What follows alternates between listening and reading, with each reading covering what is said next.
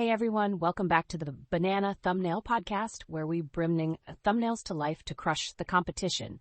I'm your host, Alex. And I'm Jordan. Today we're diving into a topic that's super relevant for anyone creating content in 2026. We're talking about why your thumbnail trends just aren't working anymore and how you can fix that. Exactly. We've seen a huge shift in what works for thumbnails, especially with how this YouTube algorithm is evolving. It's all about capturing those clicks. But if you're using outdated strategies, you might be flatlining on views. Yeah, it's kind of wild, right? You could spend hours perfecting your video, but if your thumbnail doesn't pull people in, it's all for nothing. So what's the first thing we should know about these 2026 thumbnail trends?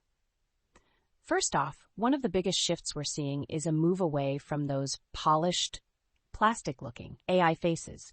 People are craving authenticity now more than ever. YouTube's CEO Neil Mohan actually mentioned this in a letter. The algorithm is prioritizing content that feels real over those hyper-polished visuals. Oh, wow, that's actually really interesting. So, real human expressions are where it's at now? Absolutely. A recent study showed that thumbnails with genuine human microexpressions yield 22% higher long-term click satisfaction compared to those fancy AI-generated ones. It's all about connecting with viewers on a human level. Makes sense. I mean, who wants to watch something that feels fake, right? But what about those creators who are still cramming every little detail into their thumbnails? Ah, yes, that's a common mistake. Many beginners think that adding more text, arrows, and logos will make it pop, but it actually does the opposite.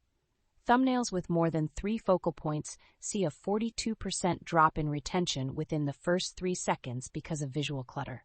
So what should they focus on instead? Alex, simplicity is key. Stick to one face, one object, and maybe 3 words of text. This approach helps create a cleaner, more engaging thumbnail that grabs attention. Got it. Now let's talk about content creators who are diving into the world of AI. I've heard that some are over-relying on those tools. Is that a problem? Yes, it absolutely can be. In early 2025, around 68% of top-performing YouTube channels were using AI for thumbnails. But here's the catch. When creators rely solely on AI without human oversight, they risk what? I call the AI penalty trap. Sounds serious. What's happening there? Creators who solely depend on AI often see an initial boost in click-through rates, but then they experience a drop of about 0.7 to 2.3 points within weeks. Viewers might click on the shiny AI image, but if the video doesn't match that vibe, they'll bounce away, hurting your overall engagement. That's such an important point. So how can creators use AI without falling into that trap? The key is to blend AI with human insight. For example, use AI to generate background ideas or test color palettes, but always overlay a genuine human face on top. This combination can actually double your iteration speed and improve your click-through performance significantly. I love that. Now, what about professional channels? Are they facing the same issues? Yes, indeed. Even top-tier channels are falling into the trap of overthinking their designs. One pro channel with 1 million subscribers switched from polished AI thumbnails back to candid, unedited shots and saw their click-through rate increase by 22%. Wow, that's a huge jump, but I guess they're designing for those big monitors while their audience is on tiny phone screens, right? Exactly.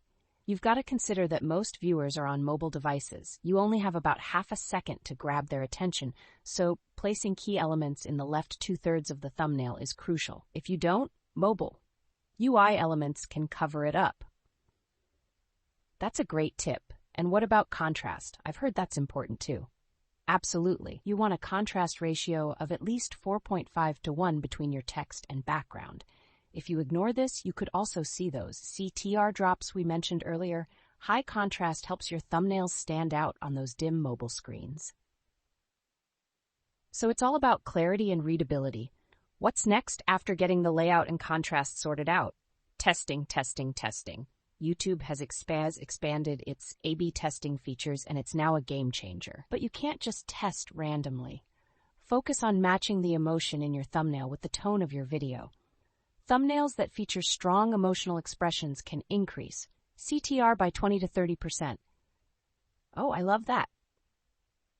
So the thumbnail's emotion should really align with the content. If your video's a calm tutorial but your thumbnail looks shocked, you're setting yourself up for failure. Exactly, this disconnect will hurt your retention. So isolating variables is key when you're testing. Great advice. So how can creators get started with all these tips today? First off, remember, the landscape is tougher now. You can't just slap an AI filter on a bad photo. Upgrade your thumbnail canvas to 1920 by 1080 pixels, keep the file size under 2 megabytes, and limit yourself to 3 focal points maximum. Perfect. And keeping that important info on the left side is crucial too, right? Yes, following these steps can help you work with the algorithm instead of against it.